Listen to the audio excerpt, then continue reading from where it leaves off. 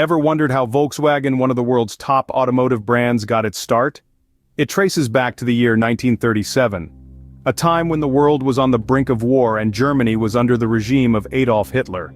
The mission? To create a simple, affordable car for German families, a car that was within the reach of the average working citizen. This was the birth of Volkswagen, a name that translates to the people's car. The result of this mission was the creation of the iconic Beetle, a car that would go on to become a symbol of the brand, recognized worldwide. Its unique design and affordability made it a hit among German families, and it quickly became a staple on the roads of Germany. A promising start indeed, but, as we will learn, not everything is as it seems. As World War II dawned, Volkswagen found a new purpose. The company, which started out with the noble cause of making affordable cars for the German people, was soon swept up in the tide of conflict. As the winds of war began to blow over Europe, the German government saw potential in Volkswagen's production capabilities. They redirected the company's focus from civilian vehicles to military ones. The factories that once produced the people's car were now churning out war machines. Kübelwagens, the German equivalent of the Jeep, and Schwimmwagens, amphibious vehicles, rolled off Volkswagen's production lines destined for the front lines. But the story takes a darker turn. The labor behind these military vehicles didn't just come from German workers. Volkswagen, like many German industries during the war, used forced labor. The source of this labor was the concentration camps, a grim reality that cast a long shadow over the company's legacy. Thousands of prisoners from camps like Auschwitz and Dachau were transported to Volkswagen's factories. They worked under brutal conditions, their lives reduced to mere cogs in the war machine. It's a chilling image. The same hands that were meant to craft vehicles for family outings and weekend drives, now forced to build instruments of war. Volkswagen's transition to military production was not an isolated event. It mirrored the transformation of the German economy under the Third Reich, where industries were repurposed to fuel the war effort. But it's a part of Volkswagen's history that is often overlooked, hidden behind the company's post-war success story. This is a stark reminder of how easily industries can be co-opted by forces of destruction. It's a testament to the resilience of the human spirit that many of those who survived the forced labor camps lived to see the end of the war and the fall of the regime that had exploited them. A dark chapter in Volkswagen's history, but the brand's rise was far from over. Despite the shadow of its past, the company managed to reinvent itself in the post-war era, but that's a story for another time. The end of the war brought devastation, yet Volkswagen managed to rise from the ashes. As the dust settled from the destruction of World War II, the once bustling factory of Volkswagen lay in ruins, a stark symbol of the war's devastating impact. Yet even in this bleak landscape, a glimmer of hope emerged. A phoenix, some might say, was poised to rise from the rubble. The British Army, under the control of Major Ivan Hurst, took charge of the bombed factory. With the initial intention to scrap the factory, Hurst observed a pre-war Beetle model amidst the wreckage, and saw the potential for it to serve a purpose beyond its original design. This car, deemed insignificant during the war, was about to transform into a beacon of hope for a nation in recovery. In a bold move, the British Army restarted production of the Beetle. The factory, once a cog in the Nazi war machine, was transformed into a symbol of Germany's post-war recovery. This was no small feat, considering the state of the country and the factory itself. Yet, the Beetle, with its unassuming design and reliable performance, began to win the hearts of the German people. The Beetle became more than just a car. It was a sign of resilience, a symbol of a nation's ability to rebuild and move forward. Volkswagen too mirrored this resilience. From a factory in ruins, it emerged as a leading car manufacturer, slowly regaining its footing in the global automotive industry. Yet as we applaud this resurgence, we cannot forget the shadow that looms over Volkswagen's past. The factory that now produced a symbol of hope was the same that had once contributed to the machinery of war. Volkswagen's comeback was indeed incredible, but it was a comeback built on the back of a dark past. An incredible comeback, but one built on the back of a dark past. From the ruins of war, Volkswagen spread its wings across the globe.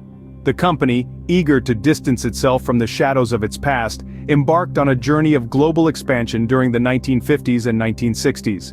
The humble Beetle, once a symbol of a war-torn nation, was about to become an emblem of reliable, affordable transportation, recognized and revered worldwide. The 50s saw Volkswagen extend its reach beyond Germany's borders, with the Beetle making its debut on American soil. It was a gamble, introducing a small, oddly shaped car into a market dominated by large, powerful vehicles. Yet, the Beetle, with its simple design and reliable performance, defied the odds and won over the hearts of the American people. The 60s marked the dawn of the Beetle mania. The car was everywhere, from the bustling streets of New York to the sun-kissed highways of California. It was more than a car. It was a cultural phenomenon. The Beetle's popularity soared, and with it, Volkswagen's reputation as a world-class automaker. Volkswagen didn't stop at the shores of the Atlantic. The company ventured further, establishing manufacturing plants in Brazil and Mexico, catering to the burgeoning demand for affordable cars. The Beetle, in its varied avatars, was soon zipping across the streets of Rio de Janeiro and Mexico City. As the decades rolled on, Volkswagen continued to expand its global footprint. The Beetle, along with its siblings, the Golf, the Passat, and the Polo, found homes in driveways across Europe, Asia, and Australia. Volkswagen had truly gone global. Yet, for all its success, Volkswagen could never fully escape the shadows of its past. The company's global expansion, while impressive, was a chapter in a story that began in a very dark place. The Beetle, the symbol of Volkswagen's rise, was a reminder of the company's origins, a testament to a time when the automaker was a cog in the machinery of war. A global automotive powerhouse, yet a company still haunted by its past. Behind Volkswagen's rise, a dark truth lurks. A complex tale of ambition and human resilience, the Volkswagen story is tinged with shadows of a haunting past. The seeds of this global automotive giant were sown in the turbulent soil of Nazi Germany, a fact often glossed over in the annals of the company's history. Volkswagen, meaning people's car in German, was conceived by Adolf Hitler himself. His vision was to create an affordable vehicle that could ferry the average German family, a dream he entrusted to the brilliant engineer, Ferdinand Porsche. However, beneath this seemingly benign objective, darker intentions brewed. During the Second World War, Volkswagen's factories didn't just produce cars, they were repurposed to churn out military vehicles, becoming an integral cog in the Nazi war machine. But the truly horrifying aspect of this period was the exploitation of forced labor. Thousands of prisoners of war, concentration camp inmates, and civilians from occupied countries were compelled to work under inhumane conditions in Volkswagen's factories. In the aftermath of the war, Volkswagen made concerted efforts to distance itself from this grim chapter. The company underwent a transformation, emerging as a symbol of Germany's economic miracle. The Beetle, once Hitler's dream, became an icon of peace and freedom, adored by millions around the world. Yet the ghosts of the past refused to rest. In the late 90s, Volkswagen's wartime activities were brought under scrutiny. The company acknowledged its use of slave labor, setting up a compensation fund for survivors. However, critics argue that these efforts were too little, too late, a mere attempt to sanitize a history marred by complicity in heinous crimes. The rise of Volkswagen, a story of success, shadowed by a dark past. The Volkswagen tale underscores that history is often a patchwork of light and shadow, of admirable achievements and regrettable missteps. It serves as a poignant reminder that the path to success is rarely a straight line, and sometimes, it winds through the darkest corners of human history. So, what does this all mean for Volkswagen today? Well, in truth, the legacy of Volkswagen is a complex tapestry, woven with threads of innovation, resilience, and a past marred by unspeakable darkness. Volkswagen today stands as one of the world's biggest car manufacturers, a testament to its ability to adapt and overcome, even in the face of grim history. Over the years, Volkswagen has acknowledged its past, making sincere attempts to make amends. It has offered apologies, invested in educational initiatives about the Holocaust, and strived to ensure that its operations are rooted in respect for human rights and dignity. Yet the shadow of its history lingers, a stark reminder that even the most successful brands can have dark origins. It underscores the importance of remembering and learning from history, to ensure we do not repeat the mistakes of the past.